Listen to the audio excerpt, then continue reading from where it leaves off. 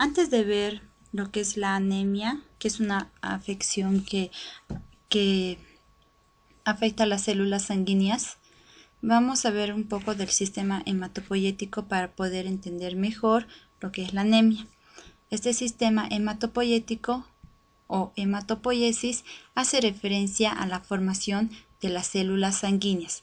Estas células sanguíneas son de varios tipos y un tipo en específico, que son los glóbulos rojos o los eritrocitos, es la célula que nos interesa para poder comprender la causa y algunas características de la anemia. Entonces, dentro de la hematopoiesis vamos a ver lo que es la composición de la sangre, y una vez que sepamos la composición de la sangre vamos a ver la formación de las células sanguíneas, y dentro de las células sanguíneas en específico vamos a ver la formación y destrucción de los glóbulos rojos y como última parte vamos a ver algunos datos de laboratorio que suelen pedirnos de manera general y que sirven en la anemia, y para comprender mejor para qué sirve o por qué nos piden. Antes de continuar, es importante recalcar o indicar que la anemia en sí no es una enfermedad, sino que es un indicio de que hay alguna alteración en la función de nuestro cuerpo, y esta alteración puede estar en los glóbulos rojos o en algún eslabón dentro de la hematopoiesis. Entonces, para ver la composición de la sangre vamos a definir la sangre. La sangre es un tejido líquido que recorre todo nuestro organismo dentro de pequeños tubos que son los vasos sanguíneos.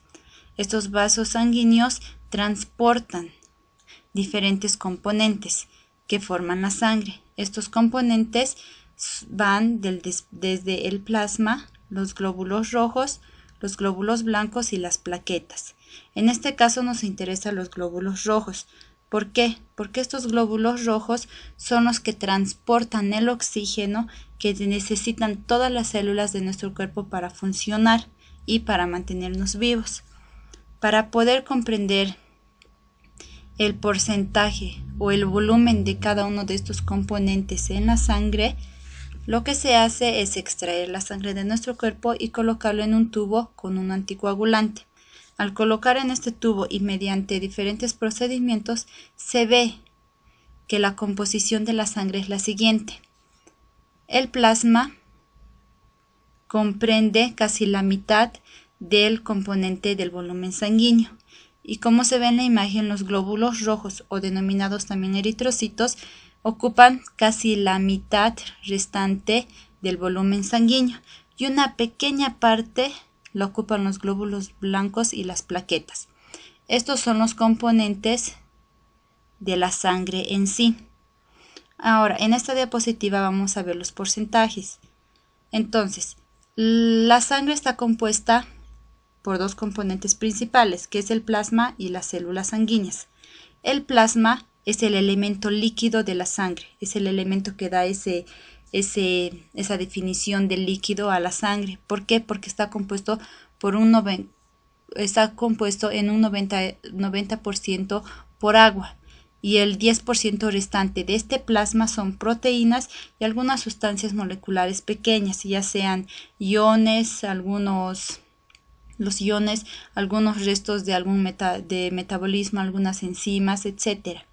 Y las células sanguíneas, que es el elemento forme de la sangre, son de tres tipos principales: los eritrocitos o glóbulos rojos, los leucocitos y las plaquetas. Las plaquetas en sí no son células, sino que son fragmentos de una célula que se ha dividido, se ha fragmentado formando las plaquetas.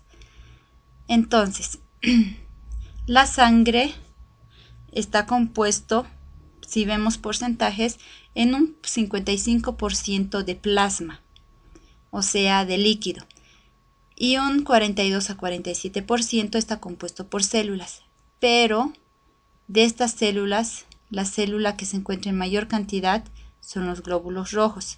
Es por eso que la sangre tiene el color característico rojo, porque es estos glóbulos rojos que le dan ese color característico a la sangre.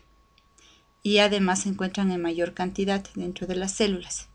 Entonces, ya sabemos, la sangre está compuesto por plasma, que es el elemento líquido, y por células, donde los eritrocitos y los glóbulos rojos se encuentran en mayor cantidad, dándole el color característico a la sangre. Ahora, ¿cómo se forman estos eritrocitos? Estos eritrocitos y el resto de las células sanguíneas se forman en un proceso denominado hematopoiesis, que es la generación o producción de estas células sanguíneas. Este proceso se realiza dentro de la médula ósea roja, que se encuentra en algunos tipos de huesos, como ser los huesos largos y los huesos planos, ya sea de los miembros inferiores, la pelvis, la costilla y el esternón. Para que se formen estas células sanguíneas es necesario precursores y reguladores. Los precursores son células y los reguladores son mensajeros químicos. Son moléculas que, como su nombre lo dice, mensajeros químicos, mandan la señal, o sea, son los que llevan la señal a los precursores, que son células, para que se formen las células sanguíneas. Ahora, dentro de la hematopoiesis vemos una célula que es muy importante, que es la célula madre, y tal vez han escuchado en algunos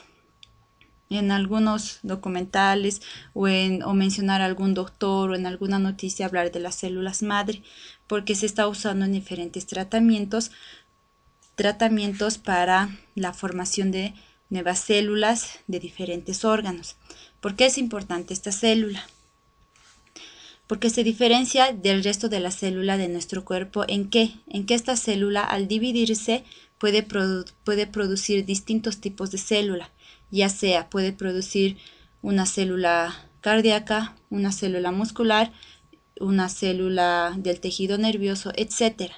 Mientras que el resto de las células de nuestro cuerpo ya están programadas, o sea, diferenciadas para que al dividirse produzcan el mismo tipo de célula. Por ejemplo, cuando una célula del músculo se divide, produce el mismo tipo de célula, o sea, una célula muscular. Y de manera que está programada o diferenciada para cumplir la función muscular. Pero esta célula madre puede dividirse en diferentes tipos de célula.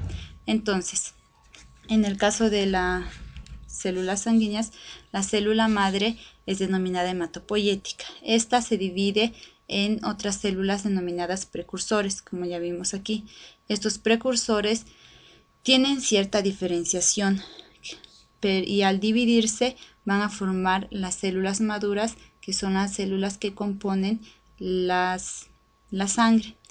Existen dos series que parten de la célula madre, la serie mieloide y la serie linfoide. La serie mieloide produce al final a los eritrocitos y a las plaquetas, y produce también algunos tipos celulares que son parte del sistema inmunitario, de la defensa de nuestro organismo. Y por la parte linfoide produce el resto de células inmunitarias que defienden nuestro organismo, que son los linfocitos.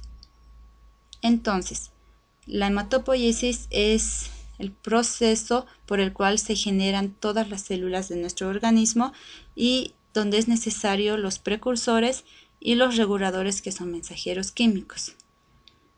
Dentro de la hematopoiesis vamos a ver la generación o la producción de una célula específica que nos interesa, que son los glóbulos rojos. A la formación de los glóbulos rojos, que se denominan también eritrocitos, se denomina eritropoiesis. La eritropoiesis se forma por la estimulación de un órgano y la liberación de precursores. En este caso, el riñón es el que detecta el estímulo. Cuando, por ejemplo, cuando se produce una hemorragia, existe pérdida de sangre. Al existir pérdida de sangre, significa que disminuye el oxígeno que llega a los tejidos. El riñón detecta esta disminución de oxígeno en los tejidos y libera a un precursor, a un mensajero químico, que es la eritropoyetina. Esta eritropoyetina llega hasta la médula ósea para estimular la formación de glóbulos rojos. Entonces aumenta la formación de glóbulos rojos y Esto significa que aumenta el oxígeno que llega a los tejidos para que puedan funcionar de manera normal. Por el otro lado vemos la destrucción de los glóbulos rojos, pero antes de ver la destrucción vamos a ver un componente importante que se encuentra dentro de los glóbulos rojos. Este componente importante es la molécula de hemoglobina. Esta molécula de hemoglobina es importante, ¿por qué? Porque se encuentra en miles de cantidades dentro del glóbulo rojo y es la que transporta o la que contiene al oxígeno. Esta hemoglobina tiene dos unidades, como podemos ver acá en diferentes colores. El color que se ve medio naranja es la unidad denominada globulina y el color celeste es la unidad denominada hemo. Al unirse estas dos forman la hemoglobina. La globulina está formada en sí por cadenas de proteínas que se unen a la unidad hemo y la unidad hemo está formada básicamente por hierro y es importante porque es justamente este hierro el que contiene al oxígeno. Entonces, al unirse estas dos unidades que forman la hemoglobina, llevan las moléculas de oxígeno. Y esta hemoglobina se encuentra en miles de moléculas dentro de los eritrocitos. Y es así que llega el oxígeno a los tejidos. Ahora, continuando ya vimos la formación de los glóbulos rojos y vamos a ver por el otro lado la destrucción. Los glóbulos rojos tienen una vida dentro de la circulación sanguínea de más o menos 120 días. Después de este tiempo, estos eritrocitos se destruyen. Se destruyen en diferentes órganos, como el hígado y los ganglios linfáticos, pero el órgano principal donde se destruyen estos eritrocitos es el vaso. A esta destrucción se denomina fagocitosis. Al fagocitarse el eritrocito, libera la hemoglobina y la hemoglobina se descompone en sus dos unidades, que es la unidad hemo y la unidad globulina. La unidad globulina, que es la cadena de proteínas, vuelve a la médula ósea para ser reutilizada y formar nuevamente más hemoglobina. La unidad hemo, que libera el hierro, puede ser reutilizada, o sea, volver nuevamente a la médula ósea para volver a formar otra unidad hemo dentro de algún glóbulo rojo, puede ser almacenada en el hígado o puede ser eliminada. La mayoría o la mayor cantidad de hierro de este grupo hemo es eliminada mediante la bilirrubina. Esto es importante saber por qué. Por ejemplo, en algunos tipos de anemia existe una alteración en la destrucción de los eritrocitos, de manera que los eritrocitos se destruyen en mayor cantidad. Al destruirse estos eritrocitos en mayor cantidad, liberan hemo y como la mayoría se elimina mediante la bilirrubina, la persona llega a tener un color característico medio amarillento denominado ictericia. Entonces ya sabemos por qué es el color o se da la ictericia en algunos tipos de anemias, como por ejemplo en la anemia hemolítica. Ahora, dentro de los laboratorios, ¿por qué es importante pedir los laboratorios? ¿Por qué los doctores piden laboratorios? Porque da información, en el caso de la anemia, sobre el número y las características estructurales y funcionales de las células sanguíneas. En el caso del hemograma, hay algunos datos que indican justamente sobre estas características funcionales y estructurales y el número de estas células. El recuento diferencial de glóbulos blancos determina el porcentaje y los tipos de glóbulos blancos que se encuentran en nuestra sangre. Ya sabemos que existen valores normales. Cuando este porcentaje se sale de estos valores normales, nos indica que hay alguna alteración o, como por ejemplo en el caso de los glóbulos blancos, puede haber alguna infección en nuestro cuerpo. El recuento de glóbulos rojos nos da el número total de glóbulos rojos. Así esto nos nos ayuda a deducir que la hematopoiesis específicamente la eritropoiesis, está funcionando de manera normal si el número total de glóbulos rojos se encuentra dentro de los valores normales. El porcentaje de reticulocitos valora la actividad eritropoyética. ¿Por qué? Los reticulocitos son las células que se le liberan al torrente sanguíneo a partir de las cuales maduran y se forman los glóbulos rojos. Entonces, al saber el porcentaje de estos reticulocitos, podemos decir, si se encuentran dentro del valor normal, que la actividad eritropoyética, o sea, la formación de los glóbulos rojos, está normal.